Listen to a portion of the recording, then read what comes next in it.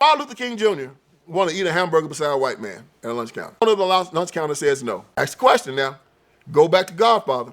Was Vito Corleone a violent man for using Luca Brasi? Of course he was. Let's go again to Martin Luther King Jr.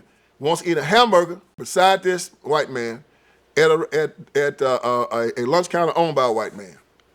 Wants to do it. Man that owns the lunch counter says no. King said, I'll be right back. But this time he brings the federal government. Gets a law passed saying that this man had to let him eat beside this man. Puts a gun to the man's head, the federal government does, and say either Martin Luther King Jr. sits down at that lunch counter or your brain's gonna be on that lunch counter. Choose! White man says, sit down and eat. Was Martin Luther King Jr. a violent man like Vito Corleone? Didn't they both use the gun of a third party?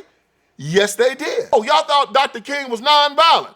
He was nonviolent in love, nonviolent in love. You marching to get the government to pass a law. And when the government passes a law, player, no matter how you put it, that's the barrel of a gun. Mao Zedong says all political power is behind the barrel of a gun. When the government passes a law, the threat of violence is implicit.